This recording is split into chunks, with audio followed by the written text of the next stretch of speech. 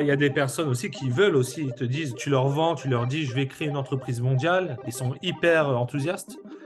Et finalement, quand tu deviens mondial, ils le sont moins. Ils ont moins d'appétence pour parler anglais.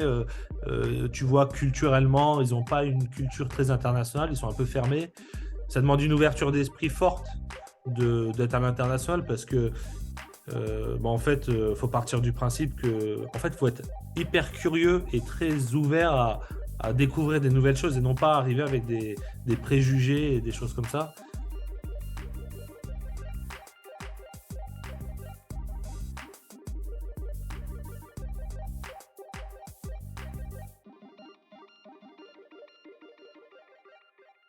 Ok, bon, bonjour tout le monde. Aujourd'hui, je suis avec Marc Desoto. Avant de commencer, je dois dire, mon community manager m'a recommandé parce que je dis pas si tu peux, essaie-nous et abonne-toi à la chaîne et tout ça. Donc, mon nom, ça c'est fait. Du coup, Marc, tu peux te présenter? Oui, bonjour Georges, enchanté. Enchanté, Marc. Marc Desordo, je suis le fondateur de getfluence.com. C'est une société, une jeune société qui s'apparente à une startup qui commence à avoir la taille d'une entreprise moyenne et dont le métier est d'aider les entreprises dans le monde à faire la une des médias presse sur le digital pour les aider à créer ou développer leur notoriété. On le fait à travers des articles sponsorisés, des contenus sponsorisés avec un axe très éditorial. Pour ma part, j'ai 35 ans, ça fait depuis que j'ai 16 ans que j'ai créé et développé des entreprises dans le digital à petite taille, à petite échelle. Et depuis bientôt 4-5 ans, je me consacre à Gatefluence, qui est un projet plus ambitieux à une échelle globale. Ok, très bien. Et donc, pour les gens qui ne savent pas, tu peux parler un petit peu de les articles sponsorisés et le SEA et pourquoi c'est important pour l'entreprise D'accord. d'utiliser ces outils. En fait, la plupart des entrepreneurs dans le monde ont besoin de faire connaître leurs produits ou services pour attirer leurs clients ou même juste faire comprendre au marché que leur marque existe. Dans la majorité des cas, ils essaient de faire des communiqués de presse qu'ils envoient aux journalistes des médias de leur secteur d'activité. C'est très compliqué pour la plupart, une très grande majorité des entreprises d'être relayés par un journaliste puisqu'il est très sollicité. Ils prennent les sujets les plus trendy dans l'air du temps et qui leur plaisent. Du coup, il y a beaucoup d'entreprises qui se retrouvent sur le carreau et qui ont des difficultés à être connues. L'avantage des articles et des contenus sponsorisés, c'est que ça permet à n'importe quelle entreprise de faire la une de n'importe quel média dans son secteur, sous réserve que la thématique corresponde et que les contenus soient bien rédigés, hein, soient informatifs en intégrant intelligemment la marque.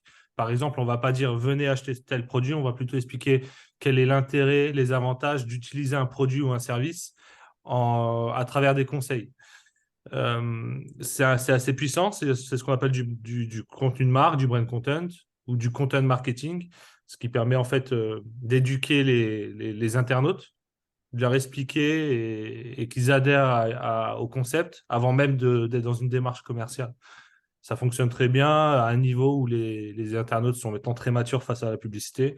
Donc, ils ont besoin d'être accompagnés, d'obtenir de la valeur en termes d'information et non pas simplement être targetés pour passer un acte d'achat.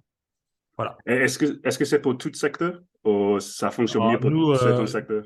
en fait, getfluence.com, c'est une marketplace donc, qui met en contact les entreprises de n'importe quel secteur, n'importe où dans le monde, avec des médias, vraiment tout secteur. Nous, on connecte 10 000 médias presse sur le digital maintenant, après 4 ans. Et à peu près 1500, 2000 entreprises à travers le monde. Ça concerne tous les secteurs d'activité. En fait, toute entreprise créée veut développer sa notoriété. Donc, en fait, c'est un besoin qui est très massif et qui est global. À n'importe où dans le monde, les entreprises veulent Hmm. faire la une de leur secteur. Et le content marketing, brand content, c'est vraiment quelque chose de très puissant. Ok, ok, très cool. Et donc, vous êtes présent dans plusieurs pays, je crois. C'est combien de pays? Aujourd'hui, on est essentiellement présent sur 3 pays. C'est au niveau commercial, c'est-à-dire la France, l'Espagne et l'Italie. On a Ok. une activité ensuite aussi au UK, en Allemagne, aussi aux US. Aux US, on travaille un peu sur les US pour servir certains clients, mais l'intégralité une grande partie de nos ressources, sont en Europe. Et après, en fait, nos clients européens ont des besoins mondiaux. Donc, on va aussi parfois sur le marché US ou sur d'autres marchés pour agréger des médias qui peuvent répondre à leurs besoins. Et Oui, parce que aujourd'hui, si... on Pardon. est une cinquantaine de personnes à peu près réparties dans 4 bureaux en Europe.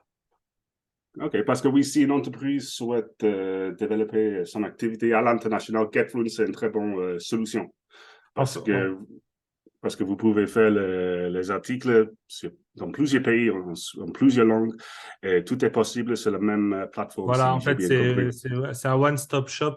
L'avantage, en fait, le premier avantage pour une entreprise, c'est d'avoir un gain de temps énorme parce que sans une solution comme celle-là, il faut contacter chaque média via le formulaire de contact, négocier les conditions, les obtenir, rédiger les contenus. Il y a énormément d'échanges par email pour chaque média. Et après, c'est encore plus complexe quand il y a une politique internationale. C'est-à-dire que parfois, on le fait bien en France, en tant qu'entreprise française, mais dès qu'il faut aller en Allemagne, en Italie ou aux États-Unis, on a moins de réseaux, moins de contacts, on n'a pas la même culture. Hmm. Donc, c'est vraiment un gain de temps énorme et aussi un gain d'argent parce que nous, on fonctionne, on prend une commission, mais comme on a beaucoup de volume, on a aussi des deals et avec les médias qui sont très, très intéressants, ce qui permet en fait de ne pas ressentir notre commission. Les tarifs sont souvent plus intéressants que si vous contactiez en direct. Donc, en fait, c'est un gain de temps et un gain d'argent. Il n'y a pas d'abonnement, donc c'est totalement gagnant-gagnant en fait. Si vous trouvez la bonne offre au bon moment sur notre marketplace, tout le monde gagne du temps et de l'argent et sinon, il n'y a pas de frais. Oui, non, non, c'est une très bonne solution qui on souhaite se promouvoir dans plusieurs pays en même temps parce que vous pouvez vous occuper de tout, en fait, Voilà. Voilà. avec le même interlocuteur. Et en fait, je voulais faire cette interview avec toi parce que, oui, GetFluence a connu une croissance très forte et vous avez développé en plusieurs pays. Et donc, ça, c'est vraiment le sujet de cet article parce que je pense que c'est un sujet très intéressant parce qu'on voit plus en plus que les entreprises souhaitent se développer vite sur le marché international et vous l'avez bien fait. Et du coup, si on souhaite développer son activité dans un autre pays ou plusieurs pays.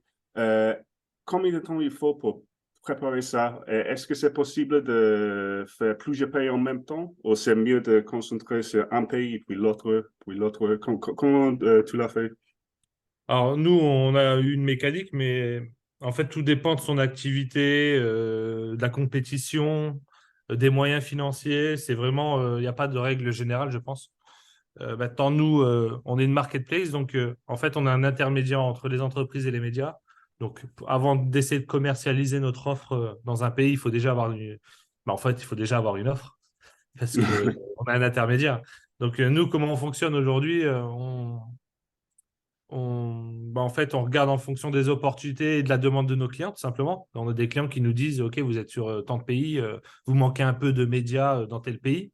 Et puis, si à force de nous le dire, on commence à surveiller, et puis s'il n'y a pas la compétition, nous l'autorise et on a une carte à jouer là-dessus, souvent c'est le cas, on va commencer à démarcher pour recruter des médias.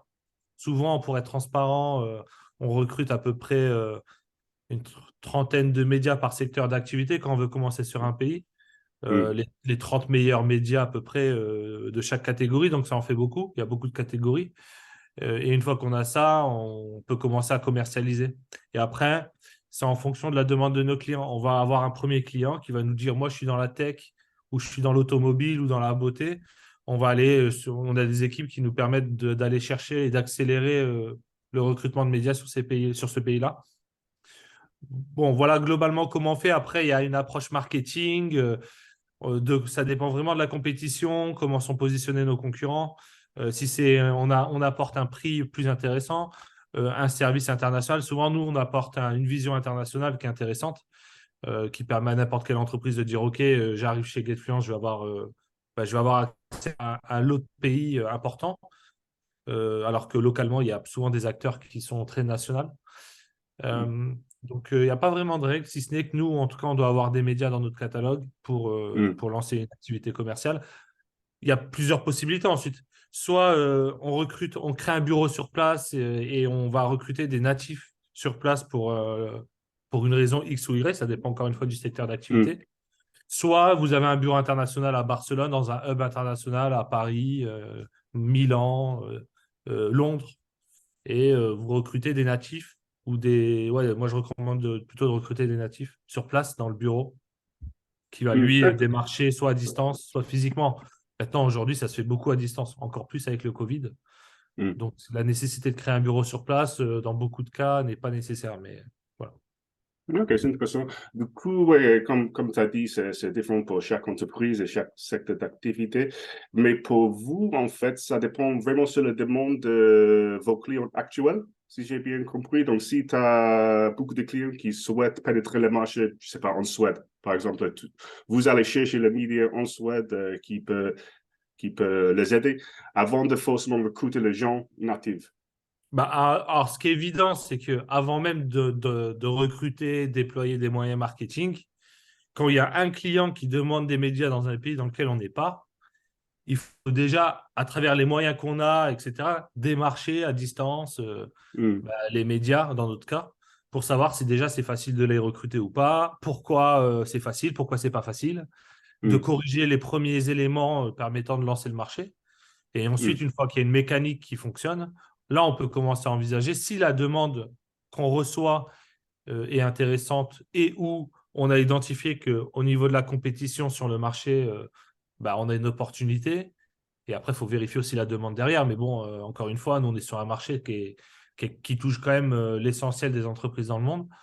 Donc, c'est assez simple. Nous, nos enjeux, c'est plutôt la compétition potentielle et, mm, euh, et puis la culture, le discours commercial, la façon d'approcher les clients. Les pays du Nord en Europe n'ont pas la même façon de fonctionner que les pays du Sud. Donc, mm. commercialement, humainement, on n'aura pas la même démarche. Voilà. Ok. Mais donc, tu dois faire les démarches pour un nouveau pays. Par exemple, si c'est Espagne, je sais que vous travaillez déjà en Espagne, mais pour ça, donc, tu fais ça avec ton équipe française et du coup, tu fais les démarches en espagnol, en français, en anglais, comme ça marche? Le natif fonctionne beaucoup mieux. Donc, quand on va chercher Mm, des médias en Allemagne aux États-Unis, on parle soit anglais aux États-Unis, soit allemand en Allemagne. Souvent parler une langue qui n'est pas la langue locale, ça crée des. Même si parfois on pense que les Allemands parlent, par exemple, très bien anglais, dans les faits, culturellement, il y a beaucoup moins de performance à aller démarcher en langue anglaise. Donc, c'est important à mon sens, c'est possible de le faire en anglais, mais c'est pas le optimal. Voilà. mm, Après, encore une fois, ça doit dépendre du marché parce que nous, c'est un marché des médias. Je pense que sur certains autres marchés, on peut très bien démarcher en anglais parce que c'est un marché et un public qui est totalement, qui a l'habitude de travailler à l'international, par exemple. Parce que nous, c'est tout bête, mais on est sur des marchés locaux. Donc en Allemagne, on va démarcher des médias allemands. Les médias allemands, ils parlent allemand au quotidien. Maintenant, si vous avez des clients qui parlent anglais ou qui utilisent une langue spécifique qui n'est pas la langue native, du fait que le marché est composé comme ça, en fait, ça devrait poser aucun problème. Ça dépend mm, vraiment mm. des spécificités du marché. Non, non, mais c'est intéressant de savoir parce que, oui, comme tu reçois un mail et c'est pas dans ta langue, forcément, tu penses que c'est spam ou quelque chose comme ça. Ouais, Donc, j'imagine. absolument. Exactement. Et il y a Mm, aussi, tu as raison, c'est aussi ce problème-là, c'est que quand tu n'es pas anglophone ou tu n'es pas sur un marché anglophone, tu reçois des mails en anglais, 95% des mails en anglais. Bon, ça dépend de ton business. Mais moi, 50% des mails en anglais sont du spam, effectivement. Et mm, après, mm. le reste, j'ai l'habitude de communiquer et de travailler en anglais sur pas mal de sujets. Mais oui, effectivement, l'anglais, quand tu n'es pas natif, souvent c'est du spam. Non, mais c'est le cas pour moi aussi parce que je suis anglais en France. Donc, pour Ouais. gérer mon entreprise, j'utilise le français. Et même quand je reçois un mail en anglais, je suis anglais, Ouais. mais je pense que c'est spam. Alors que Forcément. des fois, c'est toi qui t'envoies un mail à toi-même et tu penses que c'est du spam. Oui, peut-être. Ouais. C'est le nom Georges Fini. Je suis très méfiant Ouais. de ce nom. Ouais. OK, donc, mais à quel moment tu décides de vraiment recruter les gens en Allemagne? Parce que tu m'as dit que, OK, donc vous êtes présent en France, en Italie, en Espagne, vous avez un bureau en chaque pays, je crois, Mm. mais vous n'avez pas de bureau en Angleterre ou en Au Allemagne, c'est UK, ça? on travaille avec une personne au UK Mhm, Et en Angleterre, on travaille avec quelqu'un qui est basé à Madrid, donc dans notre bureau espagnol. Voilà, ça dépend en fait, ça dépend des opportunités. Il faut réussir à trouver un profil déjà de client, de partenaire ou un collaborateur qui ait le bon profil au bon endroit. Parfois, il n'est pas forcément au bon endroit, mais il a le bon profil.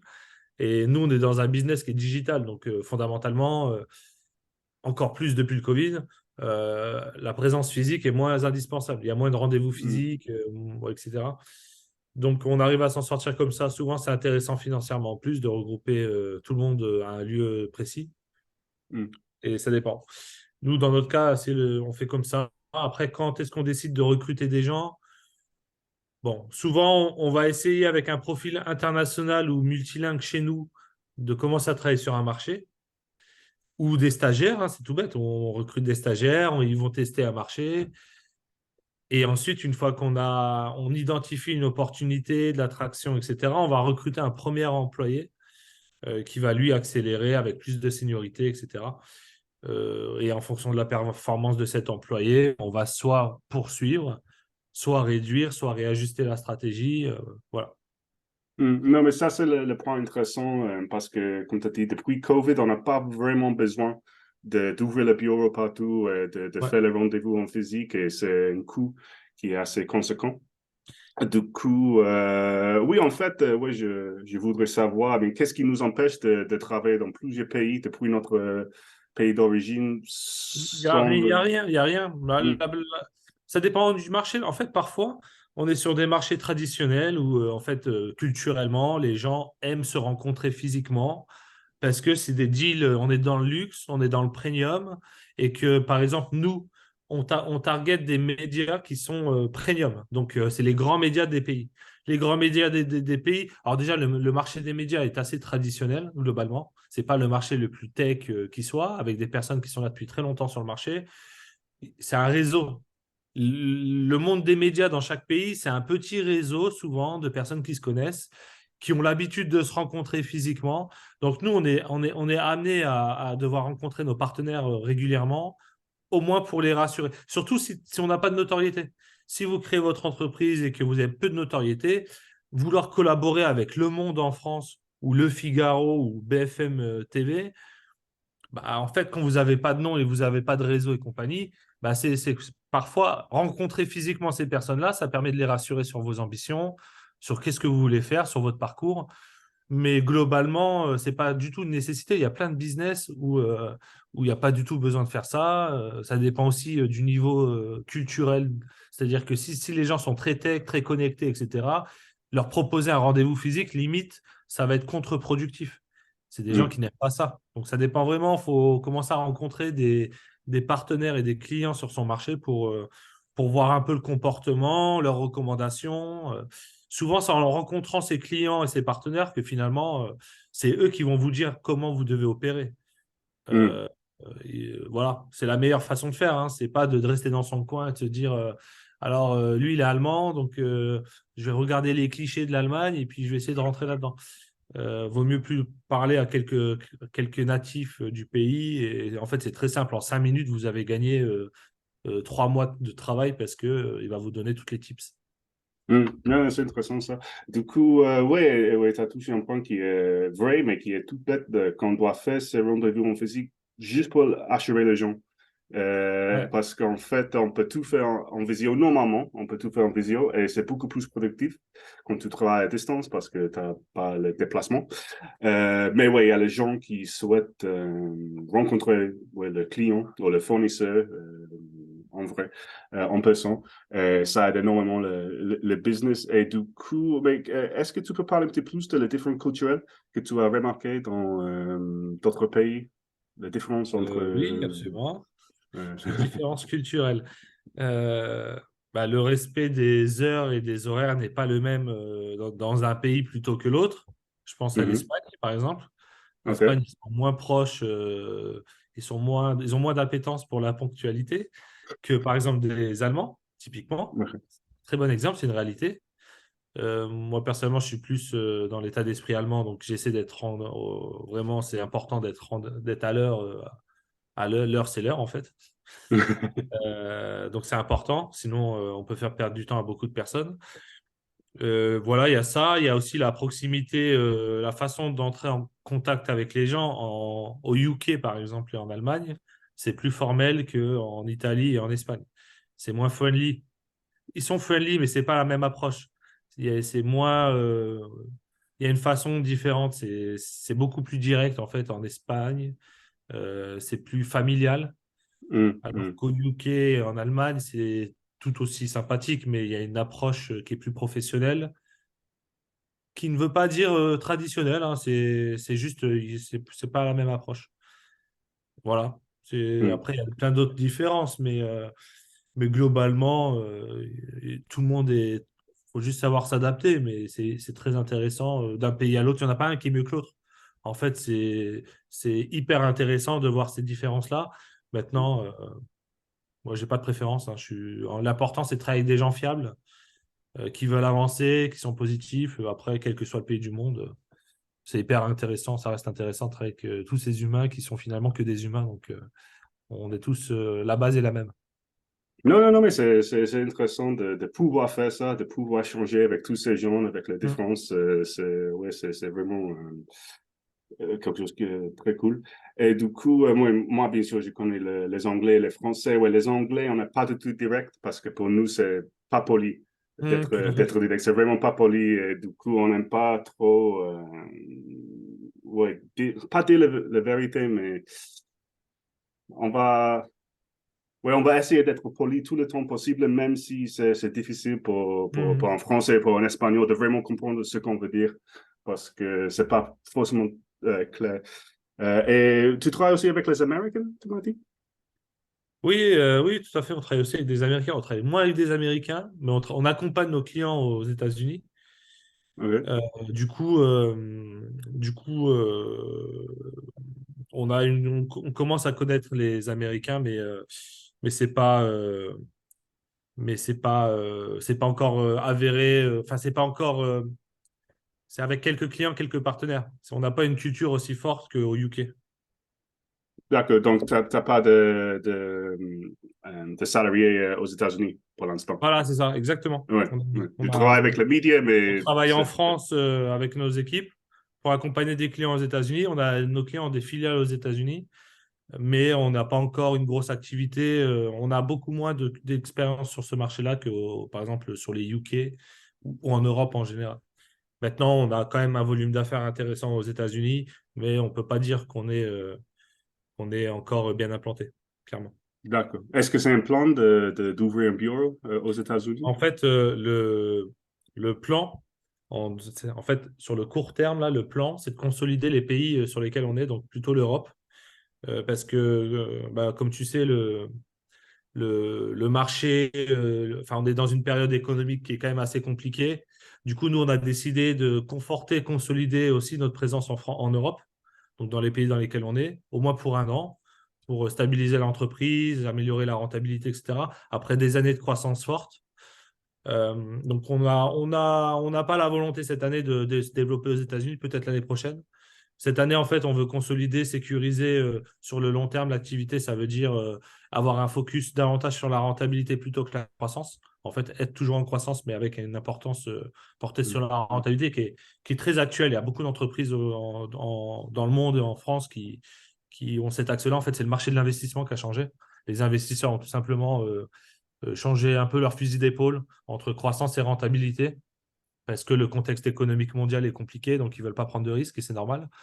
Du coup, le monde des startups et de l'investissement devient plus raisonnable en termes de demande de croissance au profit de la rentabilité. D'accord. OK, OK. Non, mais Et donc, c'est logique. Oui, et comme j'ai dit, vous avez déjà très vite développé votre activité en en, Europe. ouais, Euh, en fait, on veut améliorer notre catalogue américain pour aider nos clients européens à consommer aux États-Unis. Après, aller chercher, nous, des clients aux États-Unis directement, ça, on ne le fera pas cette année, on le fera peut-être l'année prochaine. oui, mais j'imagine que ça serait un défi très énorme, un défi énorme de chercher les clients aux États-Unis. Et tu dois forcément recruter les Américains pour le faire, j'imagine. Bah, on n'est pas encore, on n'est pas encore sûr de est-ce qu'on travaillera avec des Américains ou avec des Anglais à Londres, avec qui on travaille déjà. Je pense qu'effectivement, forcément, avoir un bureau local avec des ressources sur place, c'est beaucoup mieux. Mais je pense qu'on démarrera déjà par des ressources en France ou en Angleterre qui Mhm. travailleront à distance. Et si l'intérêt est confirmé, là, on accélérera. Mais on ne va pas lancer demain un bureau ou dans un an avec des Américains sur place. On testera déjà depuis la France ou depuis l'Europe. Et si ça fonctionne, on développera. Ah ouais, très cool. Et du coup, est-ce que tu peux parler de quelques difficultés que tu as eues en développant l'entreprise jusqu'à ce moment-là? Ce qui est difficile, les challenges, il y a beaucoup de challenges, mais ça dépend des business, encore une fois. Mais nous, moi, j'ai démarré ce business-là avec un historique. Donc, je savais clairement ce qu'avaient besoin les clients, parce que je travaillais déjà avec eux depuis des années. Donc, ça a été facile, moi, de lancer en fait, le produit, de trouver des clients, parce que j'avais déjà un réseau de clients et une notoriété en France. Du coup, lancer le business, ça a été facile. Maintenant, ce qui a été difficile pour nous, c'est de croître, d'aller vite dans notre croissance.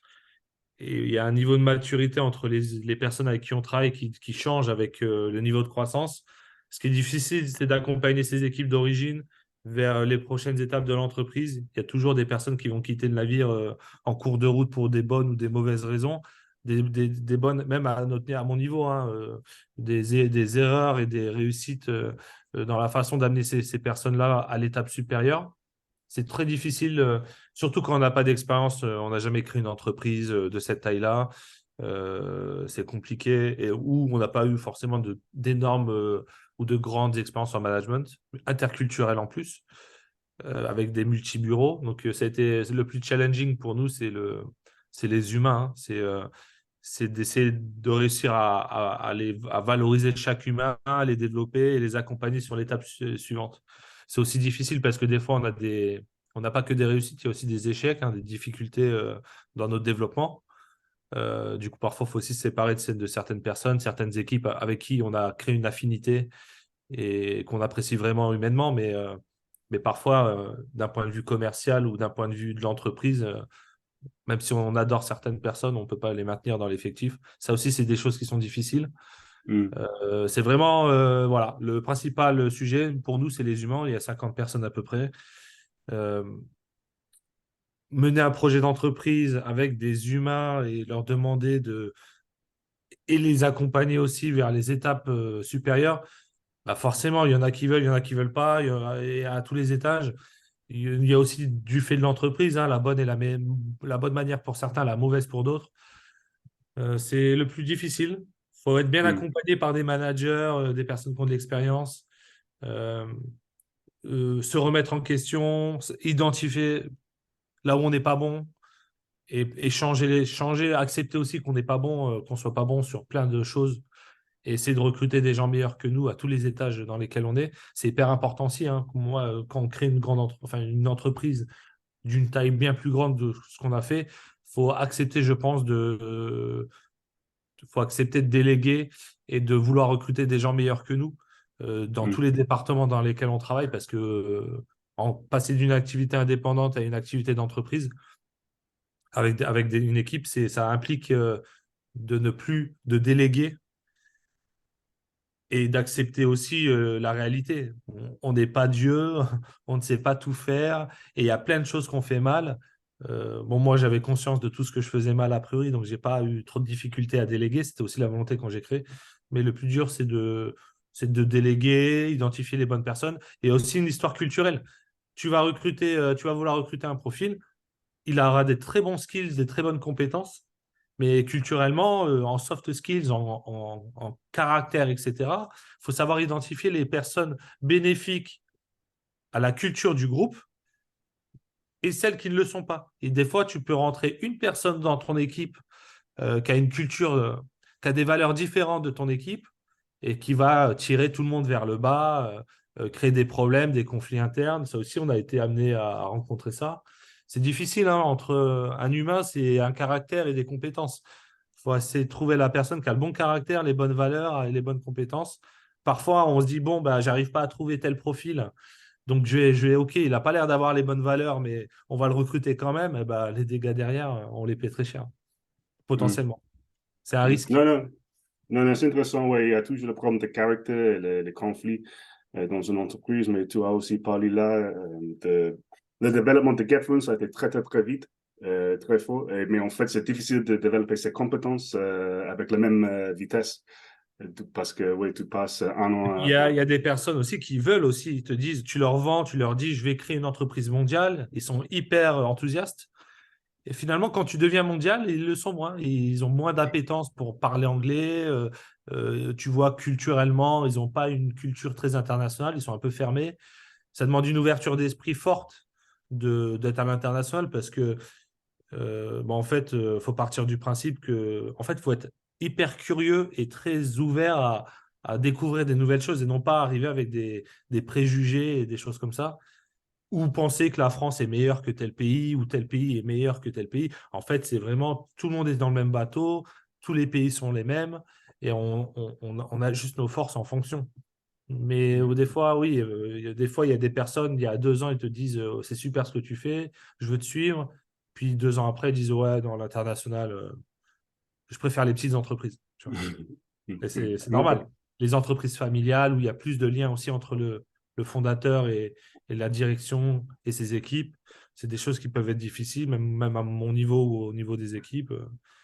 C'est difficile, hein, c'est des changements importants entre une petite entreprise familiale où tout le monde est copain, etc. Quand on devient 30, 40, 50, on n'a plus le même lien avec les équipes. Euh, ça fait partie des choses douloureuses de l'entreprise, mais si ça va dans le bon sens et c'est dans l'intérêt du projet, c'est une bonne chose. Non, non, mais c'est intéressant de savoir. Oui, j'espère que ça va aider quelqu'un dans ta situation qui a la même difficulté, le même problème. Et donc, non, c'était un bon dernier point à aborder. Et du coup, est-ce que tu as un dernier conseil pour quelqu'un qui souhaite développer sa startup en Europe? Le seul conseil, ah oui, un conseil, ok, être bien entouré. Être bien entouré, ça veut dire choisir de travailler avec les bonnes personnes, les bonnes compétences, celles qui ont des bonnes valeurs. S'il y a un conseil, alors j'en aurais tendance à en donner deux, hein. Le premier, c'est être bien entouré, vraiment choisir les bonnes personnes, les bons partenaires, les bons associés, etc. Ne pas hésiter à se protéger au début de l'aventure en faisant un pacte d'associés, en définissant clairement le scope et les règles de chacun.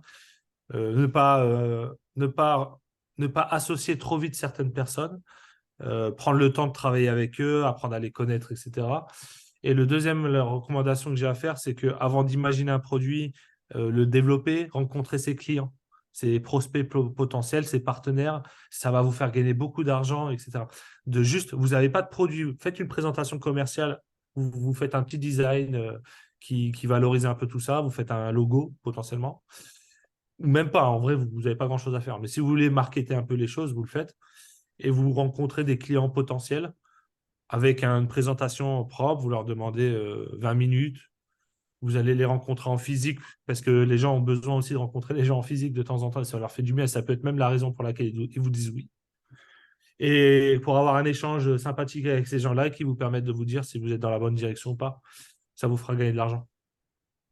OK, bon, merci beaucoup. Merci beaucoup. OK, bon, merci Marc, merci d'être venu. C'est gentil de toi. Je peux mettre le lien de GetFluent dans la description. Donc, si Ouais, les gens souhaitent utiliser super. ta service, c'est là. Donc, non, mais c'était super intéressant. Et oui, encore une fois, merci beaucoup. Bah, merci Georges, à bientôt. À bientôt.